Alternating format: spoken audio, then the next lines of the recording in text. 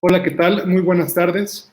A nombre de la Escuela de Humanidades y Educación, Campus Toluca, Región Centro-Sur, y en el marco de la Semana de Humanidades, Pospandémicos y Futuristas, los retos de las humanidades y la ciencia, les doy la bienvenida. Agradecemos especialmente a nuestro invitado especial, el doctor Guillermo Torre, rector de TechSalud y vicepresidente de investigación, por su conferencia.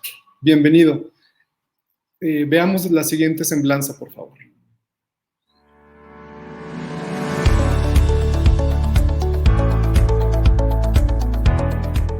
El doctor Guillermo Torre se graduó como médico cirujano en el Tecnológico de Monterrey. Posteriormente, obtuvo su grado doctoral en la Universidad de Chicago con la especialidad en inmunología. En el campo clínico, realizó su residencia en medicina interna y la especialidad en cardiología en el Baylor College of Medicine en Houston. Está certificado como especialista en cardiología clínica por el Consejo Mexicano de Cardiología y por los Consejos de Medicina Interna, Cardiología y Trasplante Cardíaco del American Board of Internal Medicine. Hasta el año 2010, fue director del Servicio de Insuficiencia Cardíaca y Trasplante Cardíaco en el Methodist Hospital en Houston. Fue miembro del consejo de DeBakey Heart Center en el Hospital Metodista de Houston de 1999 a 2006 y ha sido profesor de medicina en el Departamento de Cardiología en el Baylor College of Medicine y en la Escuela de Medicina Weill Cornell, además de ser el fundador del Laboratorio de Transplantes del Hospital Metodista en Houston. Después de 26 años en Estados Unidos, regresó a México como rector de TechSalud y recientemente fue nombrado vicepresidente de investigación del Tecnológico de Monterrey. Es miembro del American College of Cardiology y miembro de la Academia Nacional de Medicina. También pertenece al Sistema Nacional de Investigadores de CONACYT nivel 3 y sus publicaciones ascienden a más de 190 artículos. En 2012 se le concedió el premio Scopus, distinción otorgada a los investigadores por la alta cantidad de citas en sus publicaciones en medicina y ciencias de la salud. Bienvenido, doctor Guillermo Torre, a la Semana de Humanidades del Tecnológico de Monterrey, Campus Toluca.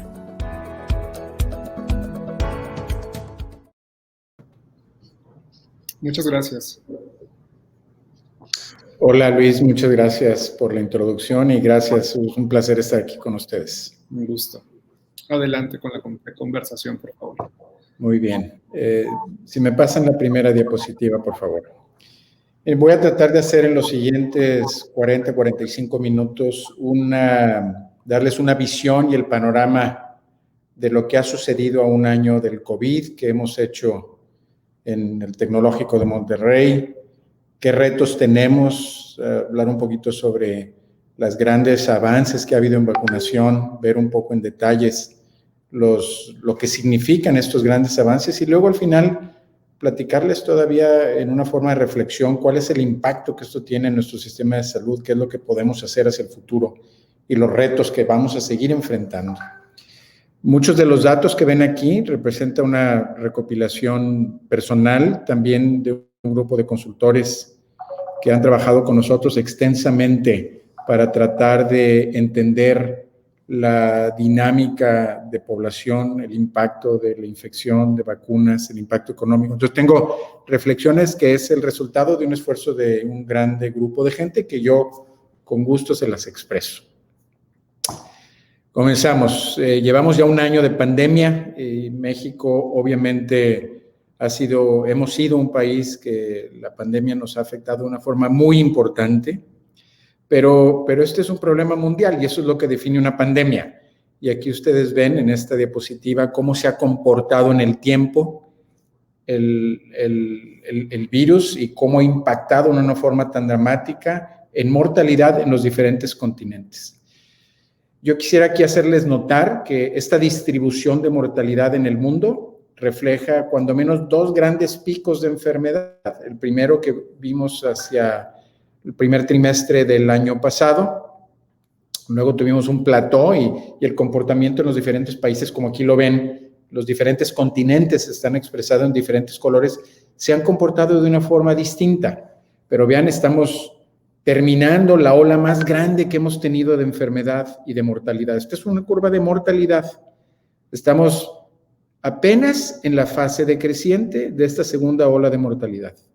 en un momento en donde un año de haber vivido con el virus ha creado variantes de gran preocupación, porque el virus tiende a adaptarse a su huésped y ahora, desafortunadamente, lo que hemos visto es la aparición de variantes que preocupan, y preocupan porque pueden escapar las defensas que naturalmente producimos o las defensas que producimos después de una vacunación, y pueden hacer que este virus sea más transmisible, o sea, que más gente se infecte, pero también más letal. Y esa es una grave preocupación que tenemos, la vamos a abordar un poquito más hacia adelante. Pero fíjense cómo esto ha impactado en México. Y en esta siguiente diapositiva, por favor, adelante. En esta diapositiva lo que vemos con claridad es que en México la segunda causa de mortalidad en este año que ha pasado fue el COVID. Y eso es un tema muy importante. No estamos hablando de una infección que no causa estragos en la salud. Estamos hablando de una enfermedad infectocontagiosa respiratoria que se convirtió en la segunda causa de mortalidad en los mexicanos. Y déjenme calificar ese dato poniendo en contexto la importancia de reconocer que estas son muertes claramente definidas asociadas a COVID, en donde hay una prueba molecular que ha definido el diagnóstico. México es uno de los países en el mundo, probablemente el número 1, en donde se ha reportado o se ha definido que hay un exceso de mortalidad comparado a las mortalidades en años pasados, que no se ha definido como COVID, pero que es el resultado directo de neumonías atípicas, de otras enfermedades respiratorias no diagnosticadas, o de individuos que fallecen sin un diagnóstico claro y que los hemos atribuido a la consecuencia o secuelas de COVID. O sea, México es el país número 1 en exceso de mortalidad no reconocida como COVID. Si sumamos las muertes de COVID más estas, yo creo que somos el país en donde ha habido el mayor impacto en mortalidad asociado a COVID. Desafortunadamente, ahora Brasil está creciendo de una forma realmente catastrófica. No sé cómo vayamos a estar.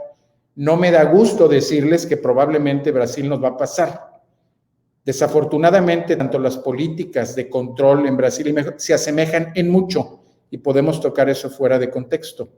Pero tanto Brasil como México no hemos hecho una buena respuesta ni en comunicación, ni en contención, ni en pruebas para eliminar la transmisibilidad del virus, y Brasil hoy se ha convertido en un foco de gran preocupación, no solamente para Brasil, pero para el mundo. Pero el punto de esta diapositiva, y con esto quiero que avancemos a la siguiente, es que el COVID en México es la segunda causa de mortalidad. ¿Qué está sucediendo hoy en México? En esta diapositiva que ven ahora, ven las curvas epidemiológicas en las diferentes entidades federativas del país. Y fíjense, los colores son muy importantes porque nos dan una imagen clarísima de lo que está sucediendo en el país. Y ven prácticamente en esta diapositiva que representa el mapa de todas las entidades federativas, vemos todo en verde prácticamente con excepción de Tlaxcala, que es un fenómeno interesante. Otros 2 estados, tanto Puebla y Querétaro, en amarillo, pero con curvas decrecientes. Entonces, hoy ustedes y yo y el país estamos respirando una cierta área en un área de tranquilidad, porque vemos menos casos. Y efectivamente, en nuestro hospital, en el Hospital San José de TecSalud, tuvimos hasta 180 pacientes COVID internados, 60 de ellos en terapia intensiva, con ventilación mecánica, otros 60 con un dispositivo de alto flujo que provee una ventana de oportunidad para evitar la ventilación mecánica. Hoy tenemos 30 pacientes.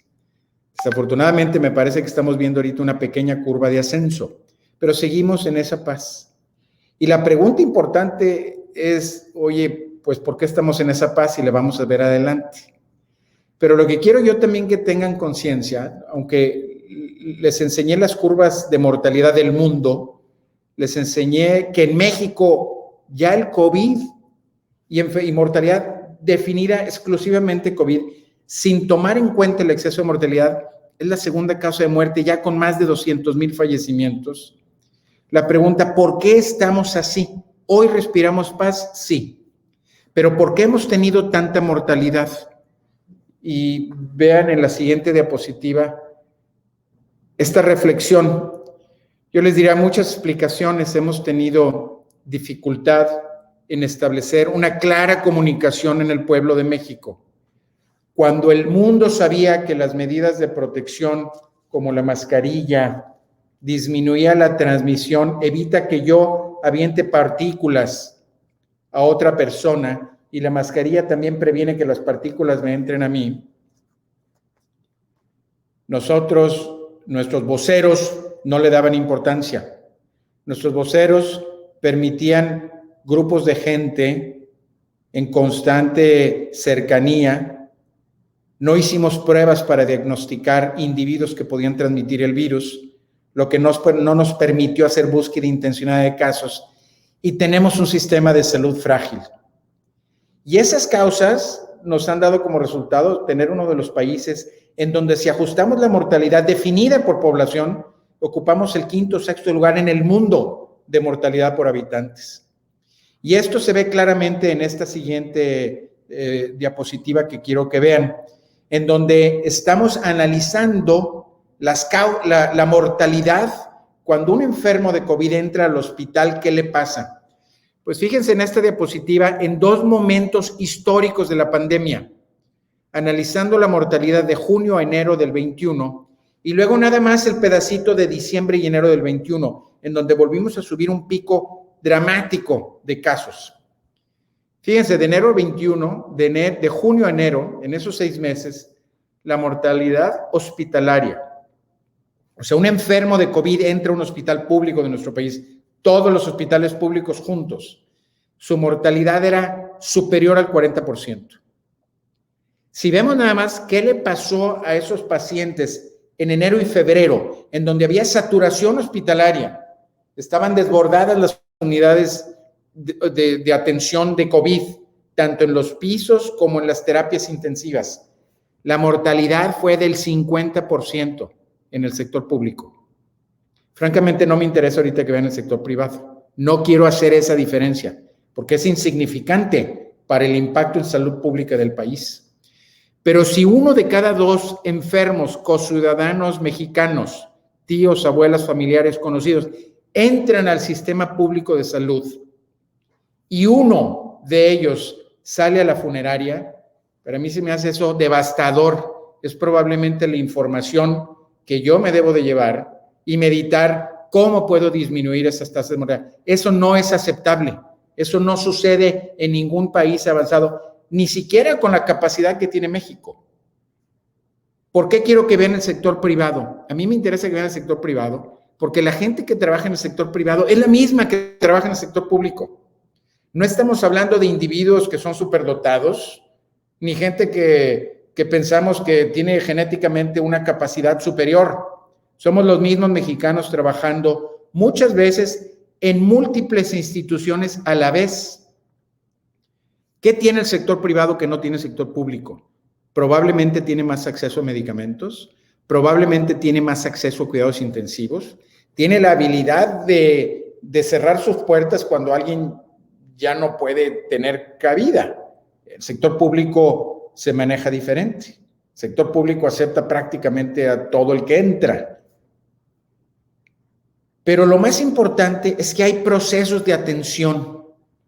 Entonces, yo les diría, y ahorita lo voy a enseñar más categóricamente en lo que hemos hecho en TechSalud, pero quiero por lo pronto que vean el mensaje de esta gran diferencia en el sector público y privado, pero el dato tan devastador que es que 1 de cada 2 pacientes que ingresan al sistema público de salud fallecen. Para mí eso es inaceptable y es otro de los indicadores en donde yo puedo decirle que no hemos manejado bien la pandemia. Y vean cuáles son las causas, cuáles en un análisis personal, no es un análisis extensivo, pero ¿por qué creo yo que no le hemos manejado bien? Bueno, primero les digo, porque históricamente hemos hecho muy pocas pruebas, aún hasta el día de hoy, Hay lugares que atienden pacientes en donde se dificulta hacer una prueba para establecer un diagnóstico o se hacen pruebas no apropiadas. Hasta hace unas semanas no teníamos medicamentos aprobados.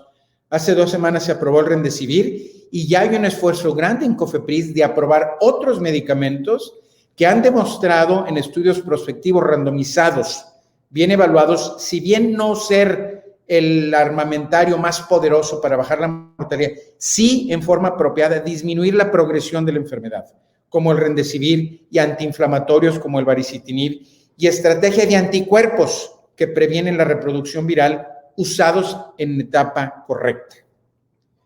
La capacidad hospitalaria es muy limitada y les enseñé anteriormente que cuando se satura el hospital todavía aumenta la mortalidad. Y realmente yo no puedo enfatizar más mensajes inconsistentes de comunicación cuando sabemos que la transmisibilidad del virus se disminuye radicalmente por el cubrebocas y nuestros voceros no lo utilizan y públicamente nos enseñan que no es relevante. Yo les diría, ese es un elemento importantísimo de comunicación hacia el pueblo de México, por el cual eventualmente se está reproduciendo el virus con mayor frecuencia. Y estas para mí son causas importantísimas, no de gran tecnología, de un sistema de salud que es frágil, que es difícil, que necesita renovación, y hablaremos de eso al final, pero también de una comunicación desde un punto de vista de contención epidemiológica y de consistencia dentro del sector salud y de nuestros líderes en el gobierno, de expresar mensajes consistentes para que la gente crea y viva la importancia del mensaje. La siguiente, por favor. En esta diapositiva quiero que vean un poquito con más detalle, no por un afán de promover el TEC Salud como la mejor institución, entre paréntesis, me da un gran orgullo y gusto, pero no es lo que quiero. Yo lo que quiero que vean es que es posible en México ser mejores. Y les quiero comparar qué tipo de indicadores hemos tenido en TEC Salud, en atención de pacientes gravemente hospitalizados y en otro sistema de salud en Estados Unidos, en donde yo he trabajado por cerca de 30 años, que es el Hospital Metodista de Houston, en donde están viendo datos de un sistema de 6 hospitales. En TEC Salud tuvimos un solo hospital dedicado, que es el Hospital San José TEC de Monterrey. Pero fíjense los números hasta esta fecha, que es hace un par de semanas. En este momento, donde hicimos la recopilación de los datos, teníamos 90 pacientes hospitalizados. En el sistema de Metodista, con 6 hospitales, tenían 730. Nosotros, en la historia de la pandemia, ya habíamos dado de alta cerca de 2,500 pacientes, el Hospital Metodista 10,000. A ese momento habíamos tenido la mala fortuna de haber tenido 340 pacientes que fallecieron. En el Hospital Metodista cerca de 1,000. Nuestra atención total era 2,900 pacientes. Algunos seguían todavía en el hospital. Y en el Metodista tenían cerca de 12,000. Estábamos una cuarta parte nosotros del sistema hospitalario americano. En el momento que hicimos esta diapositiva en México, no se contaba con ningún medicamento aprobado, ni antiviral, ni anticuerpos, ni antiinflamatorios. Esos son los datos que están viendo aquí. Nuestra mortalidad ajustada en un hospital que tenía 50 pacientes en ventilación mecánica, entre 60 y 70 pacientes con un dispositivo de alto flujo. Y quiero que noten, no teníamos pacientes que estaban en el hospital sin necesidad de oxígeno, teníamos pacientes gravemente enfermos. La mortalidad hospitalaria ajustada tuvimos de 11%, el Hospital Metodista 8%. Esos 3 puntos de diferencia pueden o no ser estadísticamente significativos, pero no son tan grandes. No representan la diferencia de nuestro sistema de 11% versus 50% de los hospitales públicos en el país, en México. Y vuelvo a enfatizar con detalle, y esto es la importancia que ven aquí, que es posible tener un mejor sistema de salud en México, y esto lo demuestra con claridad. A pesar de no tener medicamentos aprobados, que sabemos que disminuyen la complejidad de la enfermedad, tuvimos una mortalidad mucho más similar al Hospital Metodista de Houston, que a lo que ocurría en el resto del país en México, pero abismal la diferencia. ¿Y esto por qué? Porque tuvimos un sistema, porque teníamos indicadores, porque creamos un cuarto de respuesta en donde revisábamos todo desde el punto de vista administrativo, de equipo de protección personal, de los insumos, de antibióticos. Revisábamos día con día los casos de que se estaban complicando. Hicimos todo el esfuerzo para tener ventiladores, para tener oxígeno, para evitar infecciones secundarias.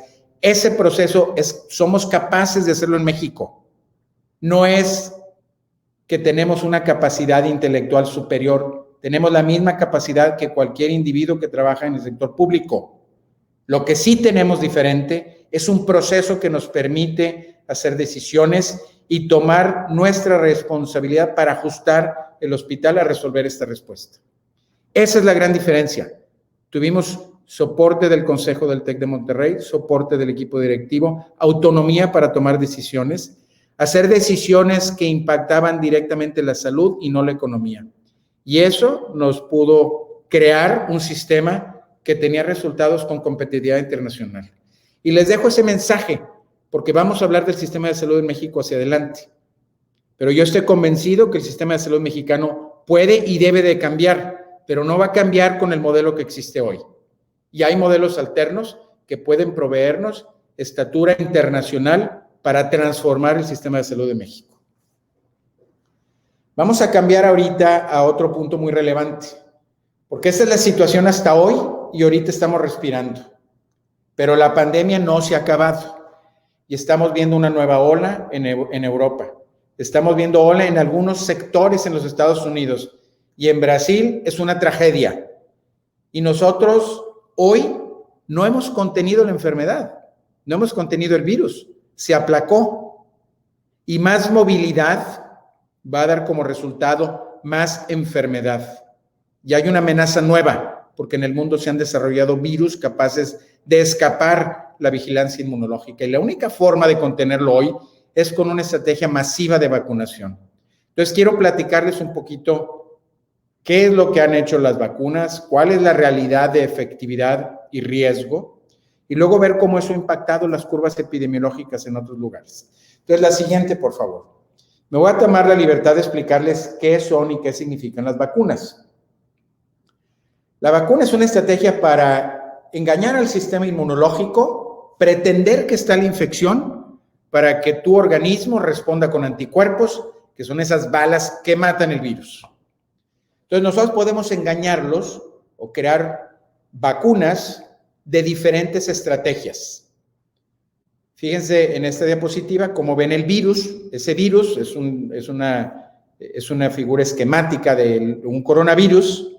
Tiene estas espigas arriba del paquete del virus y las vacunas pueden o proveer el virus de una forma atenuada o pueden proveer pedacito del virus que no infecta o no tiene capacidad de infección nunca, o podemos inyectar material genético que haga que el receptor de la vacuna produzca algún pedacito del virus, típicamente la proteína espiga que ven ahí en esa cartulina.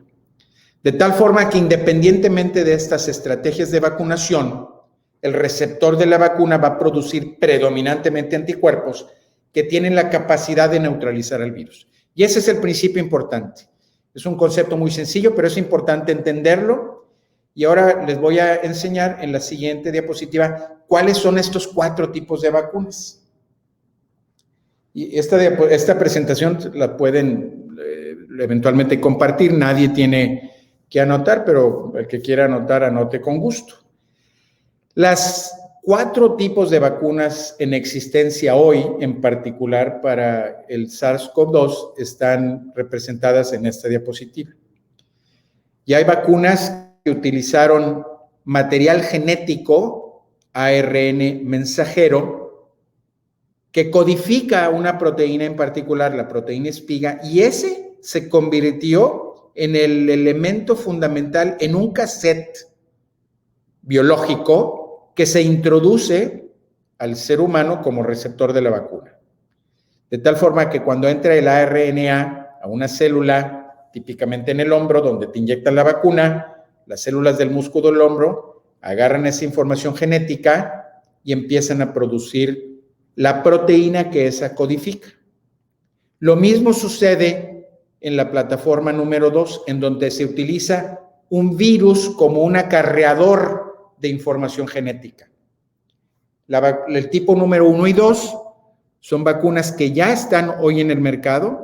Las vacunas de ARN mensajero fueron las primeras que mostraron eficacia, y dicho sea de paso, una eficacia extraordinaria.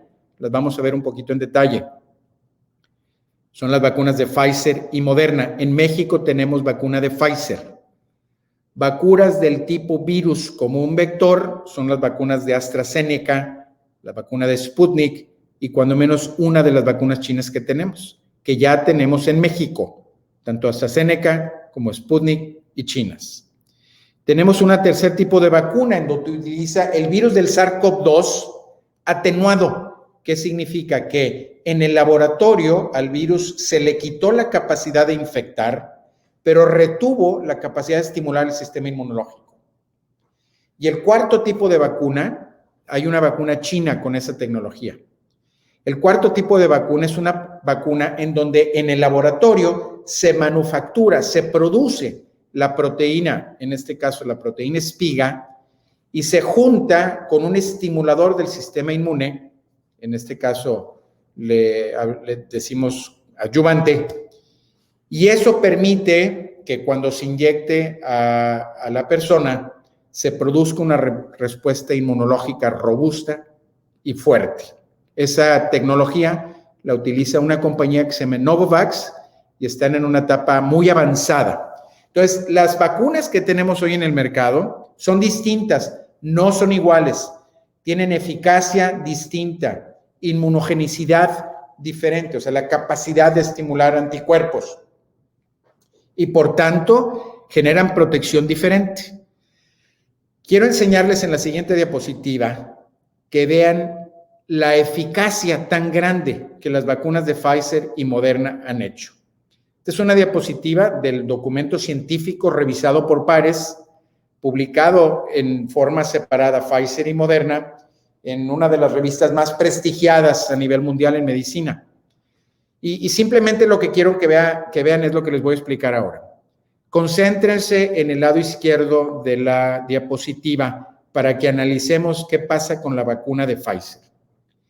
El estudio fase 3, que es lo que esto representa, fue un estudio de más de 30,000 pacientes, en donde a la mitad se le dio la vacuna, principio activo, y a la otra mitad se le dio un placebo. El paciente no sabe qué recibió, perdónenme, el voluntario. No sabía si recibía vacuna o recibía placebo. Y a la mitad de la población, entonces, asumimos que pueden tener protección y la otra mitad no. Lo que están viendo en esta curva, en este eje cartesiano, en el eje de las X, el tiempo desde el primer día que se vacunó o el día 0 hasta 3 meses o 120 días. Y en el eje de la Y estamos viendo el número de pacientes, de voluntarios que desarrollan en el tiempo enfermedad sintomática de COVID. O sea, fueron diagnosticados con síntomas respiratorios, se les hizo una prueba molecular y tenían COVID. Bueno, fíjense lo que va pasando en el tiempo, es bien interesante. A todos en el punto 0 recibieron su vacuna o placebo. Fíjense cómo en los primeros 7 días, y lo pueden ver más en detalle en este inserto, los grupos placebo están en azul. Estos son voluntarios que recibieron placebo en azul. Y los que recibieron la vacuna de verdad, que no sabían, esto se sabe hasta después, estaban en rojo. Fíjense lo que pasa. Los primeros 8 días de la primera vacuna se comportan igual. Hay el mismo número de gente que desarrolla COVID en el que recibió placebo en azul que vacuna. ¿Qué significa eso? Que después de la primera semana de vacunación, después del primer shot, no hay protección. Pero fíjense lo que pasa después de los primeros 10 días o al día 12º. Estas curvas se empiezan a separar. En azul, voluntarios que recibieron placebo y en rojo, voluntarios que recibieron el principio activo. Se empiezan a separar O sea, después de los primeros 10 días de la primera dosis de vacuna, ya se separaron, ya hay protección. ¿Qué significa? Que el receptor de la vacuna ya está produciendo anticuerpos. Y a los 120 días, entre el día 12 y el día 120 hubo muy poquitos casos. Hubo nada más 9 casos que se reportaron en el grupo de pacientes, de voluntarios que recibieron vacuna, de verdad. Y fíjense en los que no recibieron vacuna. Hubo más de 150 casos. Esta diferencia es de lo que hablamos cuando nos definimos la protección de la vacuna de Pfizer. Prácticamente todos los casos de COVID, con excepción de estos 9, que existieron en la población del estudio clínico de fase 3, ocurrieron en los voluntarios que recibieron el placebo. Ese es el poder de la vacuna. Prácticamente elimina el COVID sintomático y adicionalmente, ninguno de los individuos que recibieron vacuna y desarrollaron enfermedad, tuvieron enfermedad grave. Ese es el poder de la vacunación. Lo mismo sucedió con la vacuna de Moderna. No voy a detenerme en el detalle. Y el mensaje fundamental es que la vacuna tiene un poder extraordinario. ¿Tienen efectos secundarios? Sí. Un poco de fiebre en algunos casos, a lo mejor dolor, y cada vacuna va a tener un perfil diferente. No vamos a entrar en esos detalles.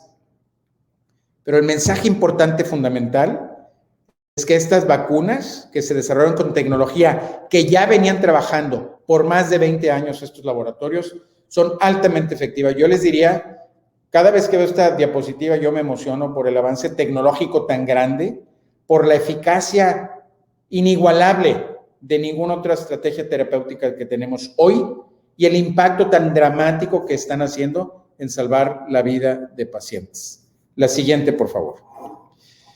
Las vacunas son seguras.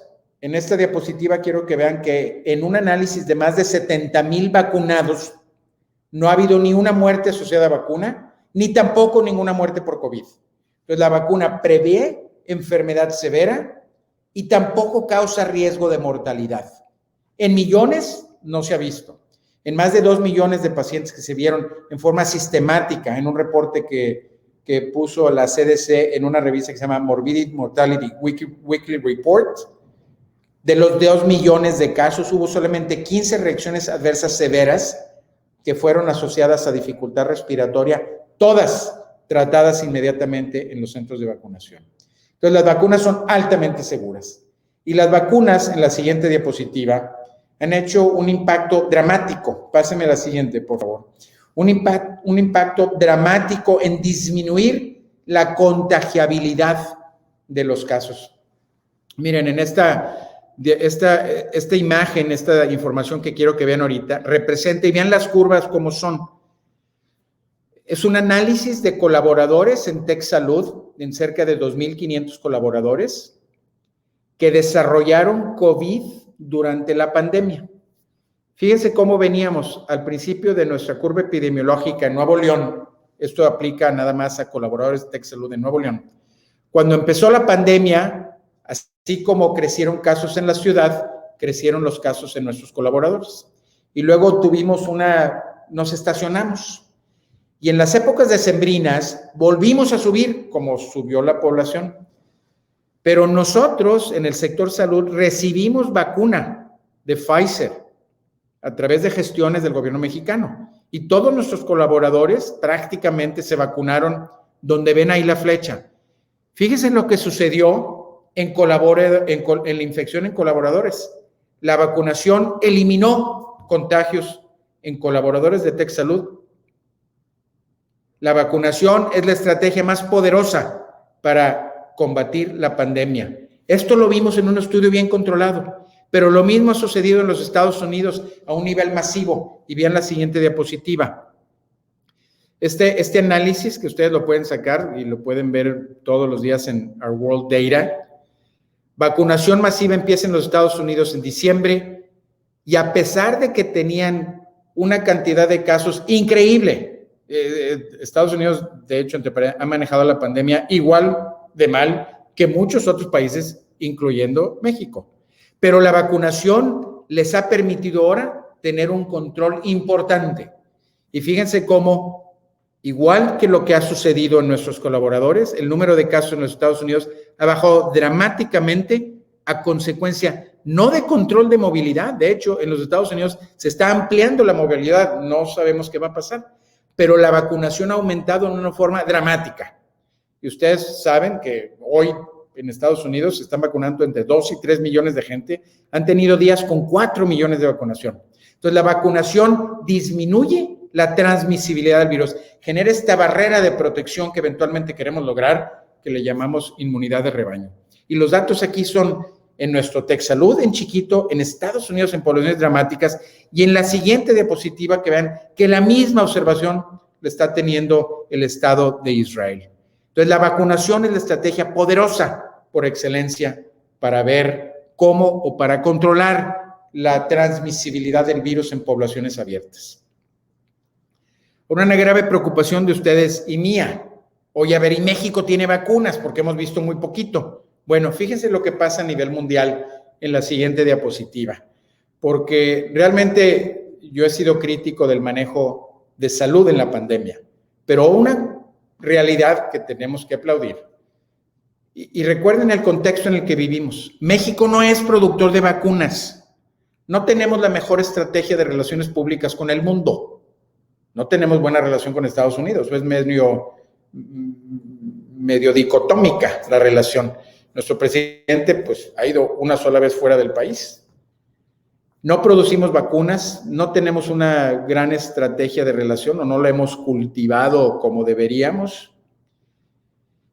Y no estamos necesariamente o no estábamos al principio proactivamente buscando muchas vacunas. Pero México, cuando se dio cuenta que necesitaba hacerlo, hizo contrato de precompra en las compañías antes de que supiéramos que las vacunas iban a ser efectivas. Y hoy existen contratos de precompra reales y hoy en México hay en bodega un total de 10 millones de vacunas, 6 o 7 que ya se han aplicado. México tiene un suficiente suministro de vacunas y esto es lo que significa en esta diapositiva. Es la cantidad de vacunas, el porcentaje para atender a su población en el mundo. Estados Unidos tiene 4 veces más vacuna de lo que necesita. Canadá, entre 3 y 4. Chile hizo un buen trabajo, pero no mucho mejor que el nuestro, ¿verdad? Brasil tiene la mitad. Argentina prácticamente no tiene. Olvídense de voltear a ver a África. En Europa ahorita hay una realidad imperiosa, no hay vacunación, se han parado prácticamente. Entonces, hemos criticado, y yo seré siempre crítico de la capacidad resolutiva de un sistema de salud que es ineficiente, pero México hizo gestión para tener vacuna y hemos visto realidades pequeñas. Hay que masificar este esfuerzo. Y esto es extremadamente importante porque la nueva amenaza que viene son las variantes. Y fíjense adelante en esta diapositiva que quiero que veamos qué es lo que se ha hecho en México y cómo tenemos que ver el tema de las variantes. Es difícil ahorita aquí que la lean, pero este avance en vacunación en México que ven aquí representa los diferentes grupos poblacionales y el número de personas a las que se tienen que vacunar. En la estrategia de vacunación en México, pues se habló de los mayores, muy importante. Ahí se encuentra la mayor probabilidad de muerte. Los maestros tienen que ser vacunados, porque si no, no reactivamos la escuela y no reactiva la economía y es una grave problemática. Luego, personas de mayores de 60 años. Entonces, nuestros avances de vacunación van lentos, no porque México tenga hoy 20 millones de vacunas en almacén. Ese problema sí creo que lo tendremos. No está ahorita con esa gravedad. Hoy no podemos avanzar más porque no tenemos tanta vacuna, pero en las siguientes semanas sí vamos a tener más vacuna. Y yo les diría, así como me mortifica de una forma extrema la realidad de la mortalidad en los hospitales de México, me mortificará de una forma extrema tener vacuna almacenada y no en los brazos de mexicanos, en donde podemos salvar vidas. Hoy no estamos ahí, pero tenemos una grave problemática si no mejoramos la logística y la estrategia de vacunación masiva para el país. Porque lo que quiero que vean ahora en la siguiente diapositiva, si no aceleramos ese proceso, fíjense lo que va a pasar, vean en la siguiente diapositiva, las vacunas no todas tienen la misma efectividad para las variantes que vienen. Fíjense, esta es una tabla bien importante. El virus original, donde nació el virus, todas las vacunas son altamente efectivas. En esta tabla ven las vacunas del lado izquierdo y arriba ven los distintos virus. Contra el virus original, todas funcionan bien. Una vacuna que funciona más del 60% es una vacuna efectiva porque baja la mortalidad. Contra la variante B117, que es la variante del Reino Unido, todas son eficaces. Pero el grave problema es esa variante de Sudáfrica, B1351. Ninguna de las vacunas tiene gran efectividad. Es posible que mejore si aumentamos la producción de anticuerpos. Ya se están produciendo vacunas distintas. De la P1, que es la de Brasil, tenemos muy poquitos datos porque no ha habido una evaluación tan grande como en Sudáfrica. Pero esta es la gran amenaza, que llegue hoy al país una variante más agresiva, dicho sea de paso, la B117 es más agresiva, significa que más rápidamente la gente se contagia y los que se contagian, más alta mortalidad. La buena noticia es que las vacunas que tenemos son altamente efectivas, pero si no vacunamos, ese va a ser el grave problema con una siguiente ola en México. La siguiente, por favor. Entonces, déjeme terminar, hacer un par de reflexiones y cómo veo yo una situación. Pues yo les diría, los retos que tenemos es ampliar la vacunación. ¿Por qué? Porque si no lo contenemos y la B117, que ya es prevalente en los Estados Unidos, va a infectarnos en México y vamos a tener una tercera ola que va a ser más grave y más complicada de todo lo que hemos visto. Tenemos una complejidad porque sí tenemos más de vacuna para toda la población, pero la plataforma de vacuna es compleja. Tenemos más de 5 o 6 y eso va a hacer la logística de distribución y aplicación más difícil. Y yo creo que la única forma de resolverlo es más interacción público y privada. Y este es un reto grande que tenemos, muchos de nosotros hemos trabajado para lograrlo, pero es y seguirá siendo un gran reto. ¿Qué es lo que les diría yo hacia el final? Déjenme, pasen la siguiente diapositiva, por favor. Yo estoy convencido que parte de lo que vamos a tener que aprender es que tenemos que reconocer que nuestra capacidad de atención es limitada y necesitamos mayores modelos de atención que incluyan más interacción público-privada, si no, no lo vamos a poder dar. Y fíjense ustedes, el presidente ha tomado el sector salud desde el principio como un reto para su campaña, como un reto para ahora su gestión presidencial.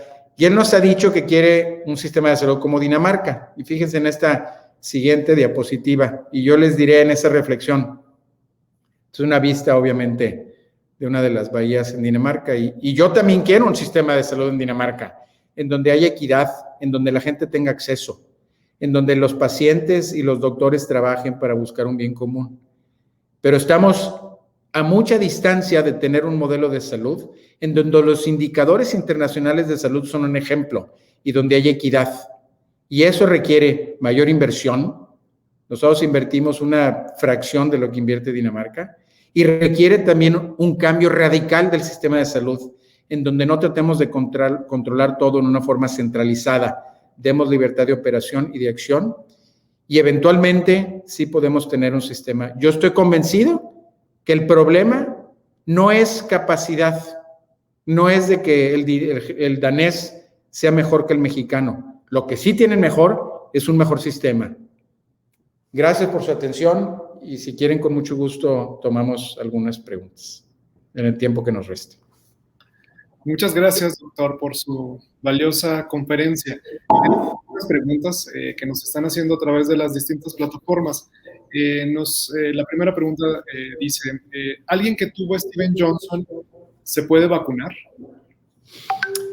Mira, en la mayoría de los estudios clínicos, cuando hay una reacción anafiláctica importante, una reacción anafiláctica es una respuesta inmediata a la vacuna, en una vacuna en el pasado, o una alergia que te ha dado esa complicación, esos pacientes no han sido estudiados. Entonces, yo no quiero dar ahorita un consejo médico en particular, pero yo sí tomaría de preocupación el haber tenido una reacción alérgica severa a algo, porque eso puede indicar que esa persona puede tener un poquito más de riesgo que la población en general. Entonces, habría que tener una discusión con su médico, con alguien que le tenga confianza, con un inmunólogo clínico que le ayude a tomar una decisión puntual, evaluando su riesgo y evaluando la posible complicación. Si me estuvieras diciendo, por ejemplo, un joven de 18 años que tuvo una reacción alérgica y no tiene ninguna comorbilidad, pues yo no empujaría que se vacunara, porque su riesgo va a ser muy pequeño y riesgo a un efecto secundario de la vacuna más importante. Gracias. ¿Cuál sería el esquema de vacunación a futuro después de esta aplicación? A ver, déjame tratar de contestar de una forma que pueda yo entender. Las vacunas tienen diferentes esquemas de vacunación. Hay vacunas de 2 dosis, hay vacunas de una sola dosis. Y en México ya vamos a tener una vacuna de origen chino de una sola dosis. Johnson & Johnson tiene una vacuna de una dosis que se ensayó clínicamente en México y esperemos tener también acceso a ella. Hoy la mayoría de las que están disponibles son de varias dosis. La vacuna de Sputnik, la vacuna de AstraZeneca y la vacuna de Pfizer. Y la china de una dosis ya vendrá. Entonces, la segunda dosis debe de hacerse en el tiempo en donde indica el estudio clínico. Entonces, todas tienen típicamente entre 3 y 4 semanas. Si se extiende un poco el tiempo, no hay mucho problema, pero deberíamos de tratar de hacer la vacunación como se hizo en los estudios clínicos, porque eso es lo que nos da la respuesta que sabemos que es efectiva. Eventualmente tendremos más información y los esquemas podrán ampliarse con evidencia que se adquiere después del uso de las vacunas en estas características de masividad en los países. Pero hoy la recomendación es ajustarte al esquema propuesto por quien manufacturó y diseñó la vacuna. Cualquier cambio es diferente y entiendo que tiene que ser adaptaciones, pero lo ideal es eso. De acuerdo, muchas gracias. Para la comunidad TEC, ¿qué vacuna nos pueden ofrecer? Gestionen, por favor. Se requiere. Gracias, felicidades por la gran labor de TEC Salud. A ver, Luis, bueno, a ver, no nada más nosotros, mucha gente ha tratado de gestionar, pero déjenme les explico cuál es el tema relevante. Los productores de vacuna a nivel internacional han sido muy pocos. Y los productores han definido que van a tratar con gobiernos, no con particulares. Porque aunque no nos guste el gobierno tiene la responsabilidad de velar por el bien común del país. Entonces, no hay venta a privados, punto. No es que no queramos, es que tanto los países como las compañías manufactureras han acordado que ese es el proceso. Adicionalmente, las vacunas tienen una aprobación en el mundo y en México también de uso de emergencia, lo que no permite la comercialización como comprar penicilina en una farmacia. Entonces, esas restricciones existen, el gobierno ha comprado todas, en México como en los Estados Unidos y en Europa, son sin costo a la población. Eso no quiere decir que eventualmente pueda cobrarse por la administración, pero la vacuna no tiene costo.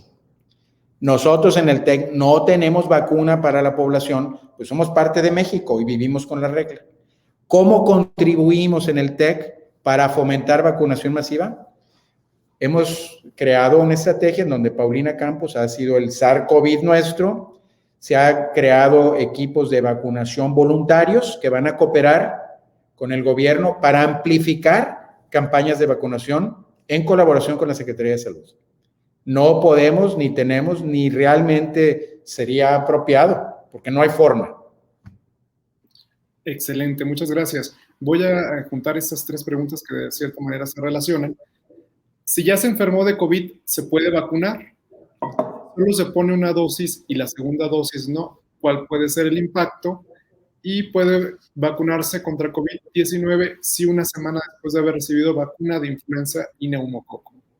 A ver, si ya se enfermó alguien de COVID, no nada más se puede, debe de vacunarse, porque la protección de la vacuna es superior a la protección de la inmunidad natural. La pregunta científica ha sido si una sola dosis es suficiente a quien tiene COVID. Y respondo ahorita. Aunque teóricamente una sola dosis puede ser suficiente, hoy la recomendación es vacunarse con el esquema completo. Si en el tiempo desarrollamos información suficiente que diga que si ya te enfermaste de COVID, una sola dosis es suficiente, es una pregunta que se investigará. Hoy no hay respuesta. A la siguiente pregunta, si una persona se pone una sola dosis y no la segunda, potencialmente el impacto será que la duración de la vacuna, de la protección y la eficacia no van a ser como lo que se definió en el estudio clínico. No le va a pasar nada a la persona, solamente no tiene la protección definida en el estudio clínico, que es hoy extraordinaria. Entonces, no busquen ponerse una, hay que ponerse las dos. Y por último, el sistema inmune es muy interesante. La respuesta inmunológica actúa de esta forma. Si el sistema inmune está tratando de luchar muchas batallas, es como ustedes y yo, si ahorita me hablan para ver un paciente, me habla el rector para que vaya a una junta y quiero dar una plática con ustedes, mi mente se complica. El sistema inmune igualito. Si le tratas de echar muchos agentes infecciosos, pues va a responder, pero no igual de bien. Entonces, lo ideal es esperar más tiempo después de vacunación. Oye, si no tengo opción y ya pasó una semana, pues póntela. Eso es práctico, pero lo ideal es esperar un poco más de tiempo. Excelente. Nos preguntan por acá, ¿qué recomiendan para niños y jóvenes con comorbilidades que tienen la opción de asistir a clases presenciales o a distancia en escuelas públicas? Protegerse con todas las medidas de mitigación que conocemos hoy, uso de cubrebocas, potencialmente 2 cubrebocas, si no es el cubrebocas un N95, una mascarilla quirúrgica convencional y uno de tela puede hacer prácticamente el mismo efecto que este. Tratar de evitar estar en grupos cerrados, asegurarse que el lugar donde esté tenga ventilación y eventualmente, y en México ya estamos tratando de empujar estudios clínicos para vacunación en niños. Aunque creemos que las vacunas funcionan en niños, no hay evidencia todavía. Entonces, nadie ha recomendado que se vacunen jóvenes. Ningún estudio clínico hoy ha utilizado o ha ensayado las vacunas en poblaciones menores a los 16 años. Entonces, no tenemos esa experiencia. Entonces, ¿qué es lo que haría yo? Ser más cuidadoso, asegurarte que esas medidas estén en el lugar a donde van y tratar de minimizar esos contactos. Excelente. Si le parece, doctor, una pregunta más. ¿Qué pasa con los que se vacunen y cumplan 6 meses? ¿Se puede infectar? ¿Se pueden volver a vacunar? A ver, voy a reformatear esa pregunta. La pregunta que me quieren hacer es ¿cuánto dura la inmunidad de la vacuna? Justamente. Pues no lo sé, nadie lo sabe. Los estudios clínicos cortaron la publicación a los 3 meses porque ahí hubo evidencia contundente. No hemos vivido más de un año de vacuna. No hay estudios que sigan a 6 meses todavía. Van a venir. Entonces, yo también quiero esa respuesta. Por eso hoy las vacunas tienen aprobación con uso de emergencia. Eventualmente, la vacuna se aprobará para uso comercial cuando el productor de la vacuna nos vaya a contestar, ¿tienes protección suficiente a 2 años o a 3 o te tengo que revacunar al año? Importantísima pregunta.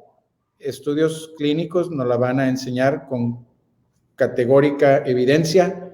Espero que en los siguientes meses. Se quedan en el tintero algunas preguntas. Muchas gracias, doctor Torre, por compartir de forma generosa su conocimiento. La trascendencia de abordar este tema, sin lugar a dudas, sin temor a equivocarnos y exagerar, es de vital importancia para nuestra comunidad universitaria. Este análisis puntual del contexto por el que transita el estado de la pandemia a un año de la misma es un llamado a seguir observando las medidas sanitarias, como lo ha comentado, y de distanciamiento social. Los datos presentados son, sobre todo, una evidencia del triunfo de la ciencia y del conocimiento por sobre las ideologías. Finalmente, la inclusión de su distinguida participación en esta Semana de Humanidades no solo es pertinente, sino necesaria como ejemplo del cruce multidisciplinario que persigue nuestra escuela. A nombre de ella, me permito otorgar este reconocimiento por su destacada participación. Muchas gracias, doctor, por su generosidad en compartir su tiempo, en primer lugar, que sabemos que es escaso por las grandes actividades que tiene, y sobre todo su conocimiento con esta conferencia. Muchas gracias. Muchas gracias, Luis, con mucho gusto, y pues fue un placer compartir esta experiencia con ustedes. Gracias. Hasta pronto. Muchas gracias.